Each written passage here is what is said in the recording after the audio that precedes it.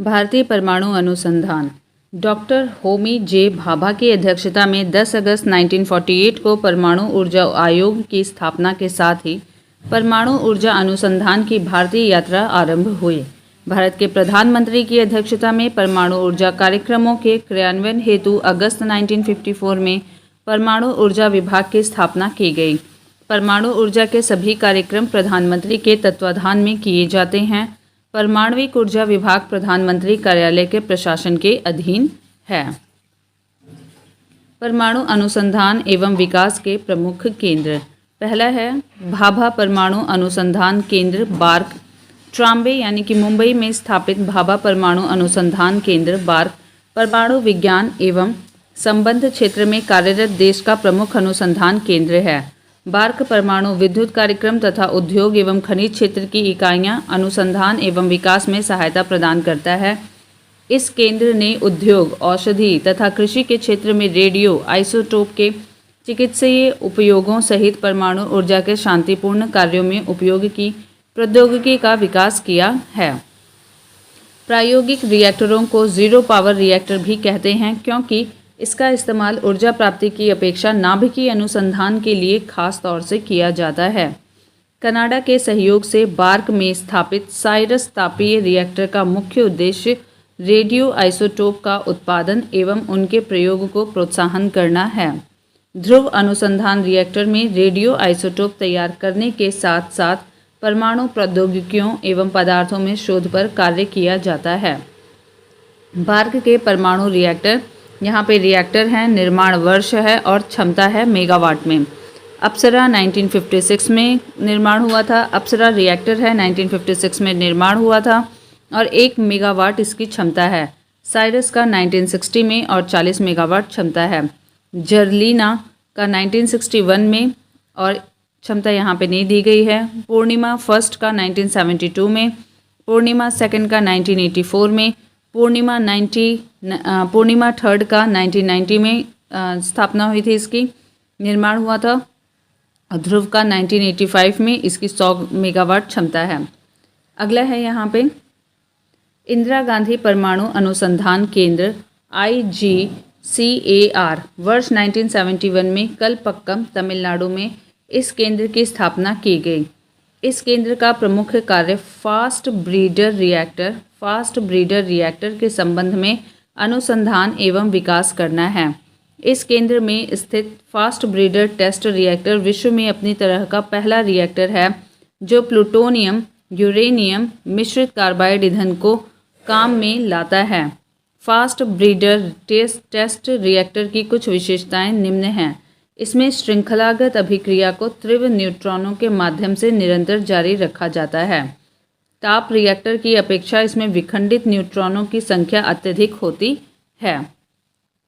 Fast breeder test reactor में प्राकृतिक uranium का प्रयोग ताप रिएक्टर की अपेक्षा 60 से 70 गुना ज़्यादा होता है।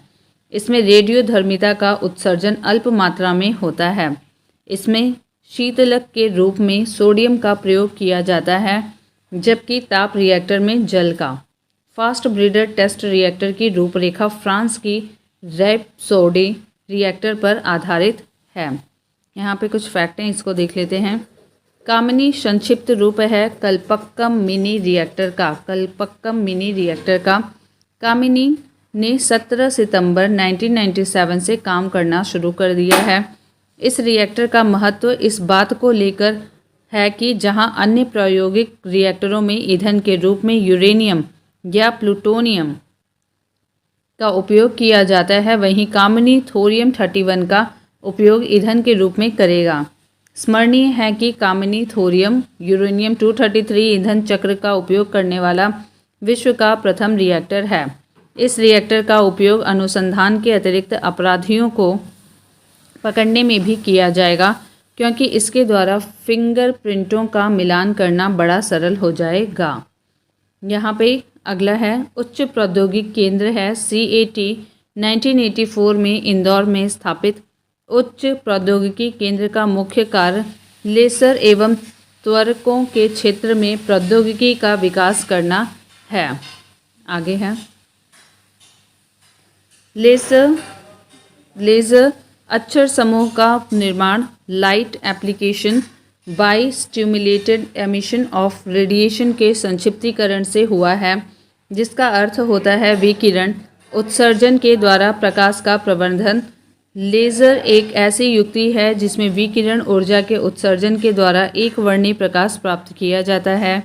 लेज़र की खोज अमेरिका की हेजेस प्रयोगशाला में थियोडोर मैमन के द्वारा 1960 में की गई थी। 1964 में बार्क ने गैलियम आर्सेनिक अर्धचालक लेज़र का निर्माण किया।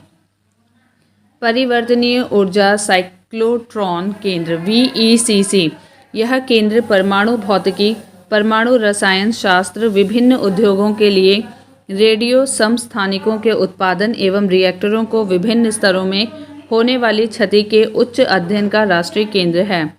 इसका मुख्यालय कोलकाता में है। परमाणु ऊर्जा विभाग की अन्य प्रमुख इकाइयाँ यहाँ पे संस्थान के नाम दिए हुए हैं और स्थिति दी हुई है। परमाणु पदार्थ निदेशालय हैदराबाद में है। गुरु जल बोर्ड मुंबई में है। नाभिकीय ईंधन परिषद हैदराबाद में है। भारतीय नाभिकीय ऊर्जा कॉरपोरेशन लिमिटेड मुंबई में है। भारत यूरेनियम निगम लिमिटेड जादूगोड़ा में है। भारतीय रेयर अर्थ लिमिटेड मुंबई में है। विकिरण और आइसोटॉप प्रौद्योगिकी बोर्ड मुंबई में है। परमाणु परीक्षण 18 मई 1974 में पोखरण जैसलमेर राजस्थान में भारत ने स्वदेशी पहला परीक्षणीय परमाणु विस्फोट किया। यह बम 12 किलोटन क्षमता का था। पहले परीक्षण के 24 वर्षों के बाद पोखरण में दूसरी बार 11 मई व 13 मई 1998 को परमाणु परीक्षण किया गया, जिसे शक्ति 98 नाम दिया गया। सब किलोटन अर्थात 1 किलोटन से कम विस्फोटों का सबसे बड़ा लाभ यह है कि यदि भारत ने समग्र परमाणु परीक्षण निषेध संधि CTBT पर हस्ताक्षर कर भी दिए तो इस विस्फोटक तकनीकी के माध्यम के बाद प्रयोगशाला में भी परीक्षणों को जारी रखा जा सकता है। शक्ति 98 योजना की सफलता का श्रेय 3 वैज्ञानिकों को संयुक्त रूप से जाता है, R चिदम्बरम, ABJ अब्दुल कलाम और अनिल काकोदकर। 1974 के परमाणु परीक्षण में मात्र प्लूटोनिक ईंधन का उपयोग हुआ था, जबकि 1998 में परिशोषित यूरेनियम से लेकर ट्रिटियम ड्यूटेरियम तक का उपयोग किया गया। ट्रिटियम ईंधन परमाणु ऊर्जा रिएक्टरों में प्रयोग में लाए जाने वाले भारी जल से प्राप्त किया जाता है। शक्ति 98 के अंतर्गत परमाणु परीक्षण 11 मई 1998 को थर्मोन्यूक्लियर प्रक्रिया के द्वारा 43 किलोटन की क्षमता, 11 मई 1998 को ही विखंडन द्वारा 15 किलोटन, 11 मई 1998 लो यील्ड 0.2 किलोटन, 13 मई 1998 को लो यील्ड 0.3 किलोटन, 13 मई 1998 को लो यील्ड दोबारा 0.5 किलोटन। संयुक्त राज्य अमेरिका ने जुलाई 1945 में पहला नाभिकीय विस्फोट व्हाइट सैंड्स में किया था। भारत के परमाणु विद्युत गृह परमाणु विद्युत उत्पादन के प्रबंधन के लिए 1987 में भारतीय परमाणु विद्युत निगम लिमिटेड की स्थापना की गई। तारापुर परमाणु विद्युत गृह संयुक्त राज्य अमेरिका की सहायता से स्थापित भारत का पहला परमाणु विद्युत संयंत्र है। तारापुर परमाणु विद्युत गृह संयुक्त राज्य अमेरिका की सहायता से स्थापित भारत का पहला परमाणु विद्युत संयंत्र है। यहाँ अमेरिका से आयातित व संवर्धित यूरेनियम का ईंधन के रूप में प्रयोग होता है। इस विद्युत गृह के लिए आवश्यक ईंधन की आपूर्ति अंतिम समय तक संयुक्त राज्य अमेरिका द्वारा की जाएगी। रावत भाटा परमाणु विद्युत गृह प्रारंभ में कनाडा के सहयोग से शुरू किया गया था। बाद में यह परियोजना स्वदेशी तकनीकी से पूरी की गई। वर्तमान में यह भारत का सबसे बड़ा न्यूक्लियर पार्क है। रावत भाटा परमाणु विद्युत गृह। भारत के परमाणु विद्युत गृह यहाँ पे दिए हुए हैं, एक बार इनको देख लेते हैं कि यहाँ पे कार्यरत परमाणु विद्युत गृह हैं, स्थिति है और इनके निर्माण वर्ष दिए हुए हैं और आखिरी में क्षमता दी हुई है। तो पहला यहाँ पे है तारापुर परमाणु विद्युत गृह 1 और 2। ये स्थित है महाराष्ट्र में और निर्माण वर्ष है 1972 में। क्षमता है इसकी 320 मेगावाट। राजस्थान परमाणु विद्युत गृह 1, 2, 3 और ये है रावत भाटा राजस्थान में। 1972 निर्माण वर्ष है और 440 क्षमता है इसकी मेगावाट में। मद्रास परमाणु विद्युत गृह 1 और 2 कलपक्कम में है तमिलनाडु में। 1983 में इसे बनाया गया था और 470 मेगावाट इसकी क्षमता है। जो राजस्थान परमाणु विद्युत गृह है इसका विद्युत गृह 3 जो है वो 1999 में बनाया गया था। निर्माण वर्ष उसका 1999 है और इसकी क्षमता है 220 मेगावाट। नरोरा परमाणु विद्युत गृह जो कि बुलंदशहर में है उत्तर प्रदेश में, परमाणु गृह 1 और 2 है विद्युत गृह। तो ये बनाया गया, इसका निर्माण हुआ था 1991 में और इसकी क्षमता है 470 मेगावाट। काकरापार परमाणु विद्युत गृह 1 और 2 सूरत में गुजरात में है। 1993 निर्माण वर्ष है और 220 मेगावाट क्षमता है। कैगा परमाणु विद्युत गृह 1 और 2 ये कर्नाटक में है और ये निर्माण वर्ष है 1999 और 440 मेगावाट इसकी क्षमता है। निर्माणाधीन यानी कि जो बन रहे हैं काकरापार परमाणु विद्युत गृह 3 जो कि निर्माणाधीन है सूरत में गुजरात में और इसकी क्षमता है 440 मेगावाट। राजस्थान परमाणु विद्युत गृह 4 रावत भाटा राजस्थान में है, इसकी भी क्षमता 440 मेगावाट है। कुडनकुलम परमाणु विद्युत गृह 1 और 2 कन्याकुमारी तमिलनाडु में बन रहा है जो कि 2000 मेगावाट क्षमता है। निर्माण हेतु संस्तुति यानी कि निर्माण के लिए आगे संस्तुति की गई है, उसमें है तारापुर परमाणु विद्युत गृह 3 और 4 महाराष्ट्र में और इसकी क्षमता होगी 1000 मेगावाट। राजस्थान परमाणु विद्युत गृह 5, 6, 7, 8 ये रावत भाटा राजस्थान में है और इनकी क्षमता होगी 2000 मेगावाट।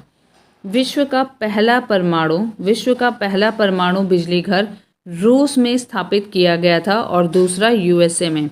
विश्व का पहला परमाणु बिजली घर रूस में स्थापित किया गया था और दूसरा यूएसए में।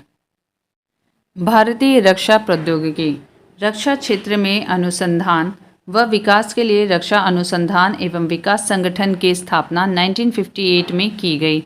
इस समय इसे कुछ अन्य प्रौद्योगिकीय संस्थानों के साथ मिलाकर स्थापित किया गया था। 1980 में स्वतंत्र रक्षा अनुसंधान एवं विकास विभाग को गठित किया गया।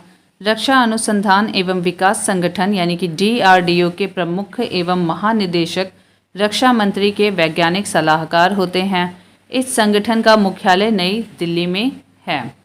रक्षा उत्पादन विभाग एवं रक्षा आपूर्ति विभाग का 1984 में विलय करके रक्षा उत्पादन एवं आपूर्ति विभाग की स्थापना की गई। भारतीय प्रक्षेपास्त्र कार्यक्रम भारत की तत्कालीन प्रधानमंत्री श्रीमती इंदिरा गांधी ने जुलाई 1983 में समेकित निर्देशित प्रक्षेपास्त्र विकास कार्यक्रम integrated guided missile development programme IGMDP की नींव रखी। इस कार्यक्रम के संचालन का दायित्व रक्षा अनुसंधान एवं विकास संगठन DRDO को सौंपा गया। इस कार्यक्रम के अंतर्गत विकसित प्रक्षेपास्त्रों का संक्षिप्त विवरण इस प्रकार है। पृथ्वी, यह जमीन से जमीन पर मार करने वाला कम दूरी का बैलिस्टिक प्रक्षेपास्त्र है। जमीन से जमीन पर मार करने वाला कम दूरी का बैलिस्टिक प्रक्षेपास्त्र है। पृथ्वी प्रक्षेपास्त्र का प्रथम परीक्षण फरवरी 1988 को चांदीपुर अंतरिम परीक्षण केंद्र से किया गया। पृथ्वी की न्यूनतम मारक क्षमता 40 किलोमीटर तथा अधिकतम मारक क्षमता 250 किलोमीटर है। अगला है त्रिशूल। यह कम दूरी का जमीन से हवा में मार करने वाला प्रक्षेपास्त्र है। यह कम दूरी का जमीन से हवा में मार करने वाला प्रक्षेपास्त्र है। इसकी मारक क्षमता 500 मीटर से 9 किलोमीटर तक है।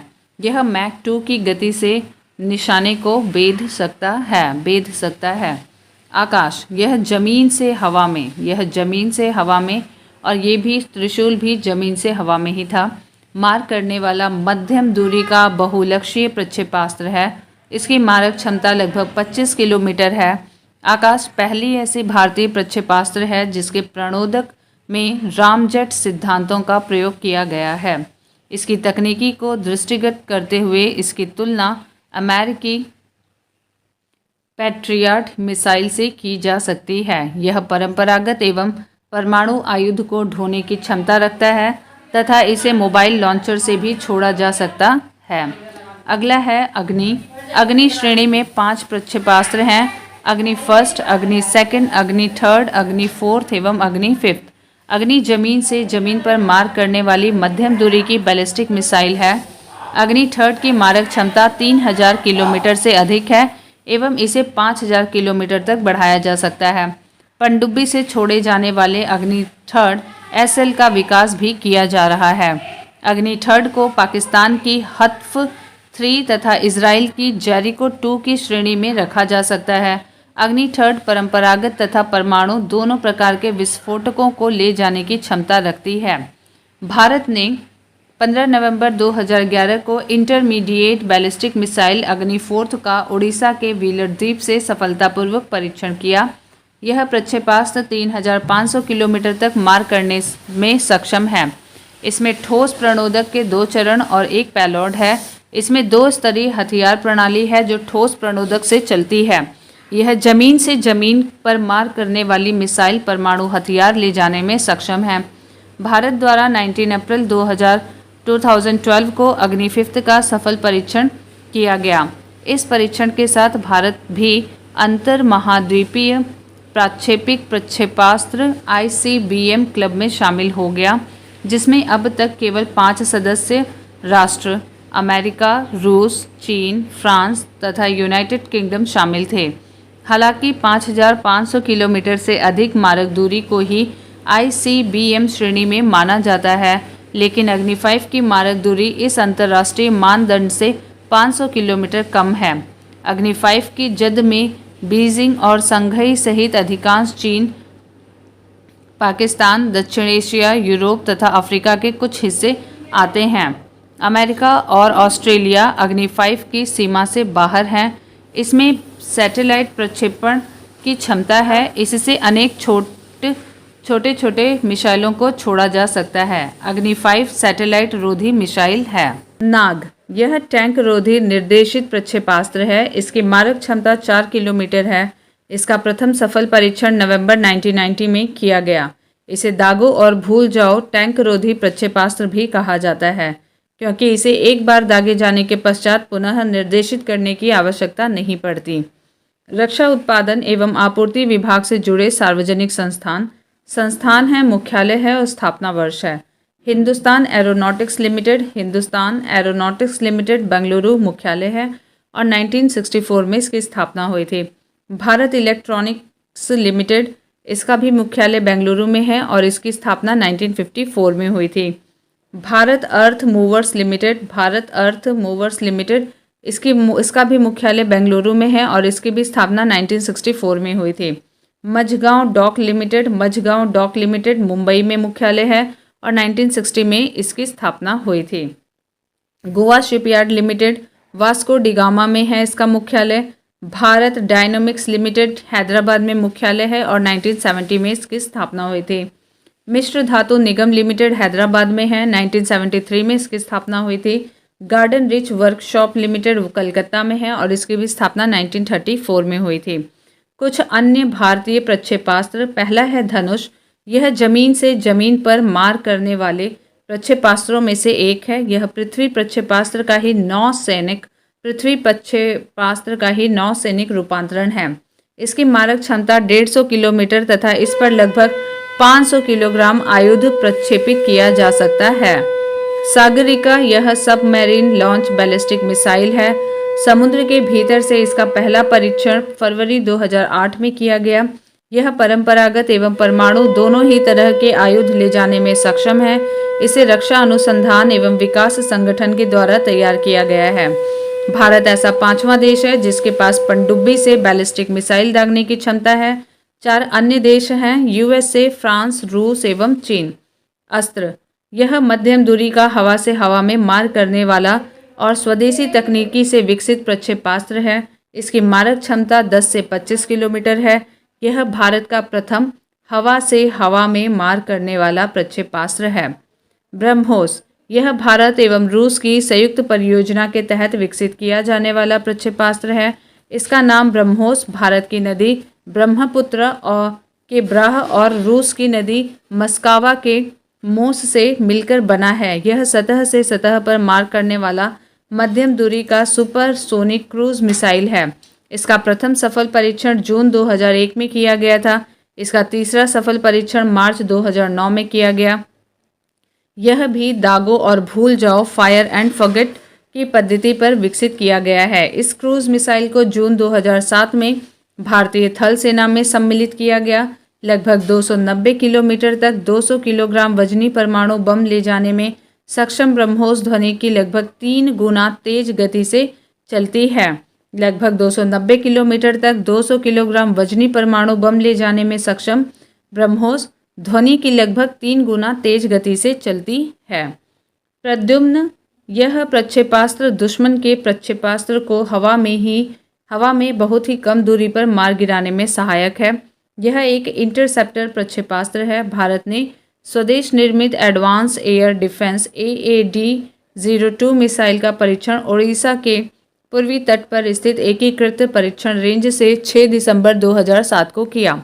बैलिस्टिक मिसाइल बैलिस्टिक से आश्रय ऐसे प्रक्षेपास्त्र से है जिसमें किसी वस्तु को प्रक्षेपित करने में आवश्यक बल लगाया जाए, किंतु जमीन पर स्थित लक्ष्य पर गिरने के लिए उसे गुरुत्वाकर्षण के सहारे छोड़ दिया जाए। क्रूज मिसाइल इस श्रेणी की मिसाइल अपने लक्ष्य को खोजकर प्रहार करती है। इस श्रेणी की मिसाइल अपने लक्ष्य को खोजकर प्रहार करती है। युद्धक टैंक अर्जुन, इसका विकास रक्षा अनुसंधान विकास संगठन के द्वारा किया गया है। यह युद्धक टैंक की गति अधिकतम 70 किलोमीटर प्रति घंटा तक हो सकती है। यह रात के अंधेरे में भी काम कर सकता है। इस टैंक में लगा एक विशेष प्रकार का फिल्टर जवानों को जहरीली गैसों एवं विकिरण प्रभाव से रक्षा करता है। इस फिल्टर का निर्माण बार्क ने किया है। अर्जुन टैंक को विधिवत रूप से भारतीय सेना में शामिल कर लिया गया है। T-90S भीष्म टैंक, इसका निर्माण चेन्नई के समीप आवड़ी टैंक कारखाने में किया गया है। यह 4 किलोमीटर के दायरे में प्रक्षेपास्त्र दाग सकता है। यह दुश्मन की प्रक्षेपास्त्र से स्वयं को बचाने की क्षमता रखता है तथा जमीन में बिछाई गई बारूदी सुरंगों से भी अपनी रक्षा करने की क्षमता रखता है। हल्के लड़ाकू विमान तेजस, यह स्वदेश निर्मित प्रथम हल्का लड़ाकू विमान है। इसके विकास में हिंदुस्तान एरोनॉटिक्स लिमिटेड HAL की महत्वपूर्ण भूमिका रही है।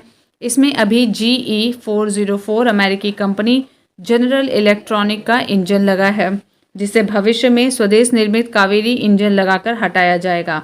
विश्व के सबसे कम वजन वाले बहुआयामी सुपरसोनिक लड़ाकू विमान 600 किलोमीटर पर घंटे से उड़ान भरती है और हवा से धरती पर और हवा से समुद्र में मार करने में सक्षम है। पायलट रहित प्रशिक्षण विमान निशांत, यह स्वदेशी तकनीकी से निर्मित पायलट रहित प्रशिक्षण विमान है। इसे जमीन से 160 किलोमीटर के दायरे में नियंत्रित किया जा सकता है। इस विमान का मुख्य उद्देश्य युद्ध क्षेत्र में पर्यवेक्षण और टोह लेने की भूमिकाओं का निर्वहन करना है। पायलट रहित विमान लक्ष्य, इसका विकास रक्षा अनुसंधान विकास संगठन के द्वारा किया गया है। इसका उपयोग जमीन से वायु तथा वायु से वायु में मार करने वाले प्रक्षेपास्त्रों से तथा तोपों से निशाना लगाने के लिए प्रशिक्षण देने हेतु एक लक्ष्य के रूप में प्रयोग किया जाता है। यह जेट इंजन से चलता है तथा 10 बार प्रयोग में लाया जा सकता है। 100 किलोमीटर के दायरे में इसे रिमोट से नियंत्रित किया जा सकता है। इसका प्रयोग तीनों सेनाओं द्वारा किया जा रहा है। एडवांस लाइट हेलीकॉप्टर ध्रुव, इसे DRDO द्वारा विकसित किया गया है। अधिकतम 245 किलोमीटर पर आवर की गति से उड़ान भरने वाला यह हेलीकॉप्टर 4 घंटे तक आकाश में रहकर 800 किलोमीटर की दूरी तय कर सकता है। यह 2 इंजन वाला हेलीकॉप्टर है जिसमें 2 चालकों सहित 14 व्यक्तियों को ले जाया जा सकता है।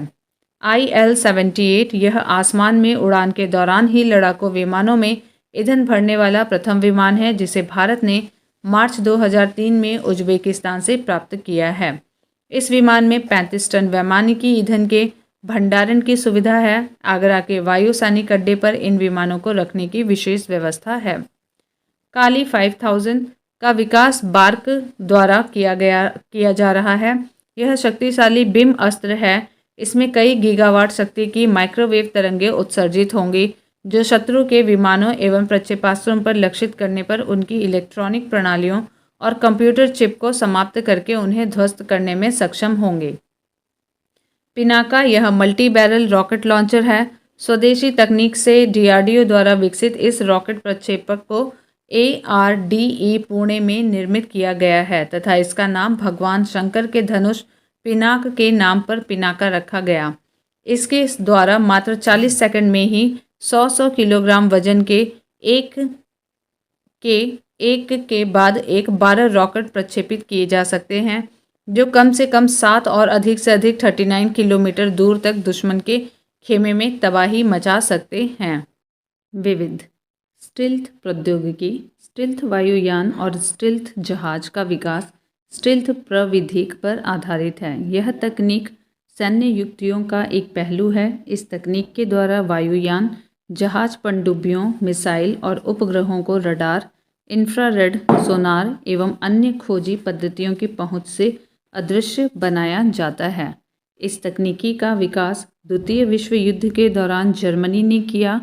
हॉर्टन हो 229 को प्रथम स्टिल्थ एयरक्राफ्ट कहा जाता है।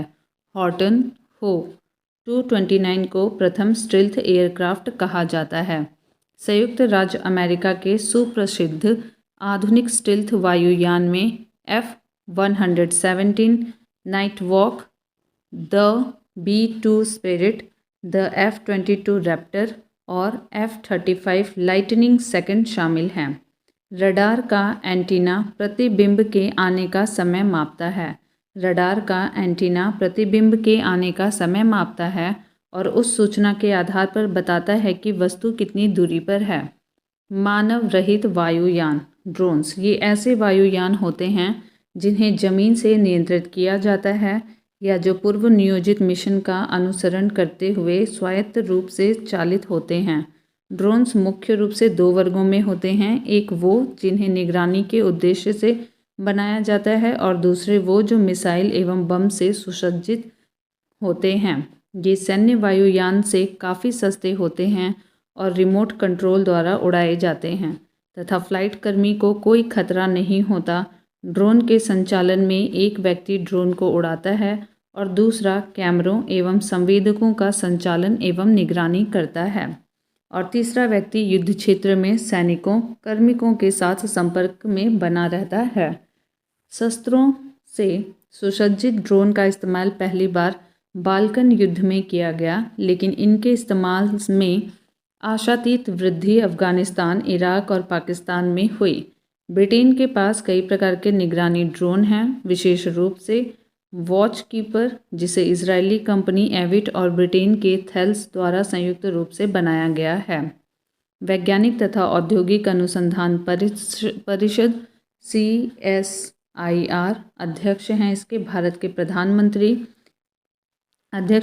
प्रधानमंत्री होते हैं। CSIR council of scientific and industrial research की स्थापना 1942 में की गई थी। इसका मुख्यालय नई दिल्ली में है।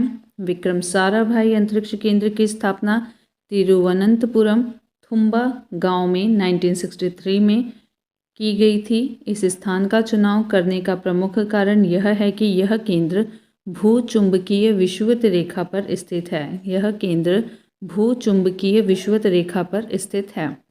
पृथ्वी पश्चिम से पूर्व की ओर घूर्णन करती है। इसी का लाभ उठाने के लिए कृत्रिम उपग्रहों को पूर्वी दिशा में प्रक्षेपित किया जाता है। पश्चिमी दिशा से पूर्वी दिशा में प्रक्षेपित किया जाता है। परखनली शिशु के मामले में निषेचन परखनली के अंदर होता है। इसके बाद भ्रूण को माता के गर्भ में रखा जाता है। 25 जुलाई 1978 ईस्वी को ग्रेट ब्रिटेन में श्रीमती लेस्ली ब्राउन ने विश्व के प्रथम परखनली शिशु लुइस ब्राउन को जन्म दिया। श्रीमती लेस्ली ब्राउन ने विश्व के प्रथम परखनली शिशु लुइस ब्राउन को 25 जुलाई 1978 को ग्रेट ब्रिटेन में जन्म दिया। भारत में जन्म लेने वाले प्रथम परखनली शिशु विवादित हैं। डॉक्टर सुभाष मुखोपाध्याय की देखरेख में कानुप्रिया ने प्रथम परखनली बेबी दुर्गा का जन्म 3 अक्टूबर 1978 को दिया, जिसे उस समय स्वीकृति नहीं मिली। 16 अगस्त 1986 को मुंबई के KEM अस्पताल में इंदिरा हिंदुजा की देखरेख में भारत के दूसरे परखनली शिशु हर्षा का जन्म हुआ। मुखोपाध्याय के साथ हुए विवाद के कारण कुछ रिकॉर्ड हर्षा को भारत का प्रथम परखनली शिशु मानता है। इयान विल्मुट जो रोजलिंग इंस्टीट्यूट स्कॉटलैंड के वैज्ञानिक थे ने 5 जुलाई 1996 को सर्वप्रथम एक वयस्क भेड़ से कोशिका लेकर डॉली नामक क्लोन का निर्माण किया था। ये हैं इयान विल्मुट। आगे दिया है 1953 में सर्वप्रथम बाईपास सर्जरी का प्रयोग USA में हुआ था। 1953 में सर्वप्रथम बाईपास सर्जरी का प्रयोग USA में हुआ था। 3 दिसंबर 1967 को हृदय का प्रथम प्रत्यारोपण दक्षिण अफ्रीका के डॉक्टर क्रिश्चियन बर्नार्ड ने किया था। केप टाउन के हॉस्पिटल ग्रूट सुर में यह ऑपरेशन हुआ, जिसमें डेनिस डार्विल नामक 25 वर्षीय महिला का हृदय 53 वर्षीय लेविस वांस्की को प्रत्यारोपित किया गया। अपरूपांतरण एक प्रक्रिया है जिसके द्वारा कैंसर कोशिकाओं में और अधिक विभाजन का सफलतापूर्वक संदामन किया जाता है। मौसम संबंधी परिवर्तनों के बारे में जानकारी प्राप्त करने के लिए हीलियम गैस से भरे गुब्बारे प्रयोग में लाए जाते हैं। किसी वस्तु के त्रिविमीय प्रतिरूप को अंकित तथा पुनरावृत्त करने की तकनीकी का नाम होलोग्राफी है। यह लेज़र किरणों द्वारा की गई फोटोग्राफी है, जिसमें वस्तु का चित्र त्रिआयामी हो जाता है। विज्ञान का क्षेत्र जो मानव एवं यंत्र के मध्य स्वचलन एवं संचार का अध्ययन करता है, साइबरनेटिक्स कहलाता है। यह विज्ञान की आधुनिकतम शाखा है। इसकी परिकल्पना 1949 ईस्वी में सर्वप्रथम नॉर्बर्ट विनर ने की थी। इसे नियंत्रण का विज्ञान भी कहते हैं।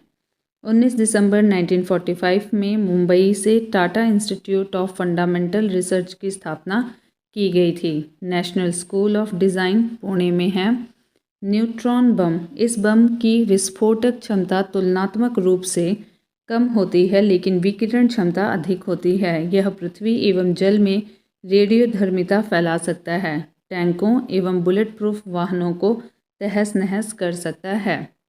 सॉल्टेड बम, नाभिकीय हथियारों के अनुकूल पदार्थ को बाल्ट एवं सोने के द्वारा सॉल्टेड बम तैयार किया जाता है।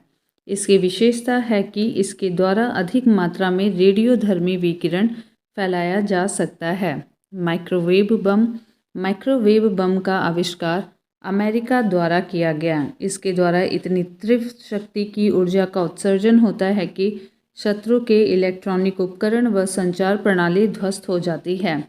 यहाँ तक कि वाहनों की इग्निशन प्रणाली भी इसके द्वारा नष्ट हो जाती है। उल्लेखनीय है कि शत्रु की संचार प्रणाली को ध्वस्त करने वाले इन बमों से कोई जनहानि नहीं होगी। वैक्यूम बम, अमेरिका के रक्षा अनुसंधान वैज्ञानिकों ने ऐसी थर्मोबैरिक प्रणाली का सफल परीक्षण भी किया है, जिसके द्वारा रासायनिक एवं जैविकीय शास्त्रों के भंडारों पर अति उच्च तापमान सृजित करके उन्हें बेकार किया जा सकेगा।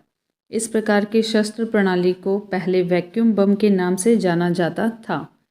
एडमिरल गोरशोकोव एक विमान वाहक पोत है, जिसे भारत ने रूस से खरीदा है। यह विमान वाहक पोत विराट का स्थान ग्रहण करेगा। यह हिंद महासागर में भारत की उपस्थिति को मजबूती प्रदान करेगा। IC चिप्स सिलिकॉन की बनी होती है। IC चिप सिलिकॉन की बनी होती है। इसका निर्माण 1958 ईस्वी में JS किल्वी ने किया था। के कंप्यूटर जापान द्वारा विकसित सर्वाधिक तीव्रता के साथ चलने वाला कंप्यूटर है। इसकी गति 8.3 पेंटाफ्लॉप्स पर सेकंड है। ये करंट के अकॉर्डिंग अपडेट होते रहते हैं, इसे करंट अफेयर्स में पढ़ेंगे। सागा 2020 इसरो द्वारा विकसित भारत का सर्वाधिक तेज गति से चलने वाला सुपर कंप्यूटर जिसे 2 मई 2011 को विक्रम साराभाई अंतरिक्ष केंद्र स्थित सतीश धवन सुपर कंप्यूटिंग प्रयोगशाला में स्थापित किया गया। यहाँ पे कंपनी है, मुख्यालय है दिए हुए। तो वोडाफोन कंपनी का मुख्यालय है यूनाइटेड किंगडम लंदन में। एडोब का है कैलिफोर्निया अमेरिका में, एडोब सिस्टम का कैलिफोर्निया अमेरिका में। सैमसंग का है सियोल दक्षिण कोरिया में। हैवलेट पैकर्ड का है पालो ऑल्टो अमेरिका में। हैवलेट पैकर्ड का है पालो अल्टो अमेरिका में। हिटाची का है चियोडा टोक्यो में। IBM का है अरमांक अमेरिका में। माइक्रोसॉफ्ट का है रेडमार्ट अमेरिका में। एप्पल इंक का है कुपर्टिनो अमेरिका में। कैनन इंक का है ओताकू जापान में। इंटेल का है सेंटा क्लारा अमेरिका में। फूजी फिल्म टोक्यो जापान में। कोडक रोचेस्ट अमेरिका में। मित्सुबिशी टोक्यो जापान में। गूगल माउंटेन व्यू अमेरिका में। याहू सन्नीवेल अमेरिका में। Acer Inc New Taipei Taiwan में। फिलिप्स एम्स्टर्डम नीदरलैंड में। लेनोवो बीजिंग चीन में। IBM का अरमांक अमेरिका में। सोनी का मिनाटो जापान में। तोशिबा का भी मिनाटो जापान में। पैनासोनिक का काडोमा जापान में। डेल का राउंड रॉक अमेरिका में। वॉलमार्ट का अमेरिका में। नोकिया का इस्पो फिनलैंड में। कोरोनोग्राफ अंतरिक्ष में उठने वाले तूफानों की पूर्व जानकारी उपलब्ध कराने वाला उपकरण क्रोनोग्राफ कहलाता है। इस उपकरण की सहायता से सूर्य में 9 बड़े तूफानों का पता लगाया गया है, जिसे कोरोनल मास इंजेक्शन कहा जाता है। पॉलीग्राफ झूठ पकड़ने वाली मशीन को पॉलीग्राफ कहते हैं। यह मशीन शरीर में होने वाले 4 भौतिक गतिविधियों का एक साथ ग्राफिक्स तैयार करता है। यह मशीन इस सिद्धांत पर आधारित है कि मनुष्य के दिमाग में जो कुछ होता है उसका प्रभाव भौतिक गतिविधियों पर अवश्य पड़ता है। फैक्स, इसका पूरा नाम फार अवे जेरोक्स है। इससे एक स्थान से दूसरे स्थान पर जेरोक्स कॉपी भेजा जा सकता है। रेवा भारत की प्रथम बैटरी से चलने वाली कार है। रीएजेंट, यह एक प्रकार का रसायन है जिसका उपयोग दूध में मिलावट का पता लगाने हेतु किया जाता है। इस रसायन की एक बूंद का प्रयोग करके मात्र कुछ सेकंड में यह पता चल जाता है कि दूध प्राकृतिक है अथवा सिंथेटिक है। CD स्ट्रिप, यह सरसों के तेल में बटर येलो की मिलावट की जांच के लिए विकसित एक तकनीकी है। इस तकनीकी के तहत मिलावट की जांच हेतु रसायन युक्त एक छोटे कागज पर 1 बूंद तेल डालने के बाद यदि वह गुलाबी हो जाए तो तेल में बटर येलो की मिलावट की पुष्टि हो जाती है। सार्स, रहस्यमय निमोनिया के रूप में चर्चित घातक बीमारी सार्स यानी कि सीवियर एक्यूट रेस्पिरेटरी सिंड्रोम के विषाणु को पैरामिक्सो वायरस के रूप में चिन्हित किया गया है, जो कि कोरोना वायरस परिवार से संबंधित है। इसके रोगी में निमोनिया जैसे लक्षण दिखाई देते हैं। लगातार खांसी आने और सांस में तकलीफ बने रहने के कारण रोगी की मृत्यु तक हो जाती है। नेविरेपिन, वैज्ञानिकों ने एड्स ग्रस्त महिलाओं के गर्भस्थ शिशु को इस जानलेवा बीमारी से सुरक्षित रखने के लिए एक सस्ती दवा नेविरेपिन का विकास किया है। इस दवा की मात्र 2 खुराकों से ही प्रतिवर्ष लाखों शिशुओं को एड्स बीमारी से बचाया जा सकता है। शिशु को यह दवा 18 माह की आयु तक दी जाती है। अमेरिकी बहुराष्ट्रीय कंपनी मोनोसांटो ने कृषि जगत में विकास के लिए कीट प्रतिरोधी क्षमता वाले कपास का बीज तैयार किया है। उसने बैसिलस thuringiensis बीटी जीवाणुओं को इसके लिए कपास में अंतरित किया। इस बायोटेक्नोलॉजिकल रिसर्च की मदद से आलू, टमाटर तथा सरसों के कीट प्रतिरोधी बीज तैयार कर लिए गए हैं। हाइब्रिडोमा तकनीकी का विकास 1975 ईस्वी में डॉक्टर मिलस्टोन, कोल्सर एवं जर्मे द्वारा किया गया। इस तकनीकी द्वारा एक क्लोनी प्रतिरक्षियों का वाणिज्यिक उत्पादन किया जाता है। टर्मिनेटर बीज जेनेटिक इंजीनियरों द्वारा तैयार किया गया ऐसा बीज है जिनकी अंकुरण से पौधे तो तैयार होते हैं किंतु उनसे अंकुलक्षण बीज का उत्पादन नहीं होता है। इको मार्क उन भारतीय उत्पादों को दिया जाता है जो पर्यावरण के लिए अनुकूल होते हैं। यह भारत सरकार के पर्यावरण एवं वन मंत्रालय द्वारा दिया जाता है।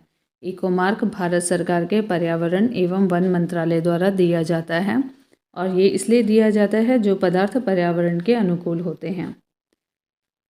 टेस्ट ट्यूब बेबी तकनीकी के जनक प्रोफेसर सर रॉबर्ट एडवर्ड्स 1925 से 2013 तक थे, जिन्होंने कैम्ब्रिज विश्वविद्यालय के एक प्रयोगशाला में 1968 ईस्वी में इस तकनीकी का आविष्कार किया था। तत्पश्चात 1978 ईस्वी में इनके निरंतर प्रयासों के फलस्वरूप ओल्ड हेड जनरल अस्पताल में लुइस ब्राउन नामक प्रथम टेस्ट ट्यूब बेबी का जन्म संभव हुआ। इसके लिए एडवर्ड्स को 2010 में चिकित्सा के क्षेत्र में नोबेल पुरस्कार से सम्मानित किया गया। डॉक्टरों द्वारा प्रयुक्त होने वाला स्टेथोस्कोप, जिसे आला भी कहते हैं, ध्वनि तरंगों के अध्यारोपण के सिद्धांत पर कार्य करता है। इस यंत्र के माध्यम से डॉक्टर हृदय एवं फेफड़ों के रोगों की पहचान करते हैं। भारतीय अंतरिक्ष प्रोग्रामों के कार्यान्वयन का सही कालानुक्रम इस प्रकार है। TERLS प्रोग्राम 1974 ईस्वी में satellite instruction television experiment SITE program अगस्त 1975 ईस्वी में अमेरिकी उपग्रह ATS-6 की सहायता से संचालित हुआ। Satellite telecommunication experiment project STEP programme का कार्यान्वयन इसरो तथा डाक तार विभाग ने फ्रांस जर्मनी के सैम्फोनिया उपग्रह के सहयोग से 1977 से 1979 ईस्वी तक किया। Ariane passenger payload experiment Apple APPLE Bharat का प्रथम भू-स्थिर प्रायोगिक संचार उपग्रह था, जिसे 19 जून 1981 ईस्वी को प्रक्षेपित किया गया था। स्टेम सेलों का अनुसंधान बहुत महत्वपूर्ण है क्योंकि स्टेम सेल में एक संपूर्ण भ्रूण के निर्माण की बृहत क्षमता निहित है। इससे विभिन्न रोगों के निजात में सहायता मिलती है। स्टेम कोशिका संबंधी अनुसंधान में मधुमेह, अल्जाइमर रोग, पार्किंसन रोग, ल्यूकेमिया, हेपेटाइटिस, पक्षाघात और हृदय रोग आदि से पीड़ित लोगों के लिए आशा की नई किरण दिखाई देने लगी है। ऑप्टिकल फाइबर प्रकाशित तंतु पूर्ण आंतरिक परावर्तन के सिद्धांत पर आधारित एक ऐसी युक्ति है जिसके द्वारा प्रकाश के सिग्नल को इसकी तीव्रता में बिना क्षय हुए एक स्थान से दूसरे स्थान तक स्थानांतरित किया जा सकता है। ऑप्टिकल फाइबर क्वार्ट्ज कांच के बहुत लंबे तथा पतले हजारों रेशों से मिलकर बना होता है। प्रत्येक रेशे की मोटाई लगभग 10⁻⁴ सेंटीमीटर होती है। रेफ्रिजरेटर में खाद्य पदार्थ ताज़ा रखने हेतु सुरक्षित तापमान 4 डिग्री सेल्सियस है। अमेरिका के F. लेबी को रेडियो कार्बन प्रणाली के आविष्कार का श्रेय है, जिसने सर्वप्रथम 1949 ईस्वी में कार्बन पर आधारित तिथियों के निर्धारण की विधि की घोषणा की थी। रेडियो कार्बन का अर्थ कार्बन 14 की विघटन प्रक्रिया से संबंध रखता है। व्यक्तियों की जेनेटिक स्तर पर पहचान में इस्तेमाल तकनीकी को ही NN फिंगरप्रिंट अथवा DNN फिंगरप्रिंट कहते हैं। DNA प्रोफाइलिंग टेक्नोलॉजी से जले हुए अथवा पहचान में न आने वाले मृत शरीरों की भी पहचान की जा सकती है। DNA प्रोफाइलिंग के लिए मुख्य रूप से जैविकीय नमूने की जरूरत पड़ती है। जैविकीय नमूने में खून के धब्बे, जड़ सहित बाल का टुकड़ा, वीर्य, त्वचा कोशिकाएं, मुंह पर रखा कपड़ा, लार, अस्थि मंजा अथवा किसी उत्तक की कोशिकाएं शामिल की जा सकती हैं। ज्ञातव्य है कि DNA फिंगरप्रिंट का विकास सबसे पहली बार 1984 में ब्रिटिश वैज्ञानिक यालेक जेफरी ने किया था। रडार का प्रयोग रेडियो तरंगों द्वारा वस्तुओं की उपस्थिति और स्थिति ज्ञात करने के लिए किया जाता है। इसके द्वारा यह भी पता लगाया जा सकता है कि वायुयान की गति अथवा दिशा की क्या स्थिति है? विश्व का प्रथम ताप ऊष्मीय विलवणीकरण संयंत्र भारत के लक्षद्वीप की राजधानी कवारत्ती में संस्थापित किया गया है। यह प्रतिदिन 1 लाख लीटर अथवा अलवण जल का उत्पादन करेगा। कैसिनी नासा द्वारा शनि एवं उसके उपग्रहों के अध्ययन हेतु प्रक्षेपित रोबोटिक अंतरिक्ष यान है। अंतर्राष्ट्रीय ताप नाभिकीय प्रायोगिक reactor international thermonuclear experimental reactor संलयन ऊर्जा की संभावनाओं को प्रदर्शित करने हेतु संयुक्त अंतर्राष्ट्रीय अनुसंधान एवं विकास परियोजना है। इस परियोजना में यूरोपीय संघ, जापान, चीन, भारत, दक्षिण कोरिया, रूसी संघ एवं संयुक्त राज्य अमेरिका की सहभागिता है। यह परियोजना दक्षिण फ्रांस कद्रास नगर में है। और आगे यहाँ पे कुछ पॉइंट्स हैं। कुछ प्रमुख आधुनिक आविष्कार एवं आविष्कारक। तो यहाँ पे आविष्कार दिए हुए हैं और इस साइड में आविष्कारक। LED निक होलोन्याक ने LED का आविष्कार किया। मशीन गन का जेम्स पक्कल। मोबाइल फ़ोन का मार्टिन कूपर। जेट इंजन का फ्रैंक विटले।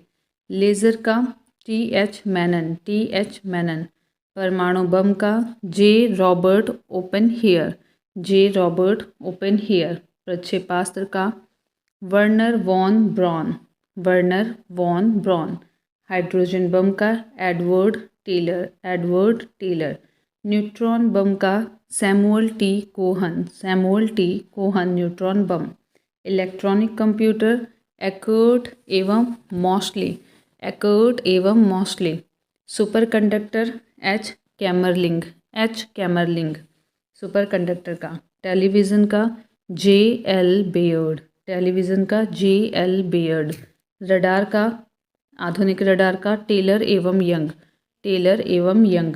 गैस इंजन का डैमलर। डीजल इंजन का रुडोल्फ।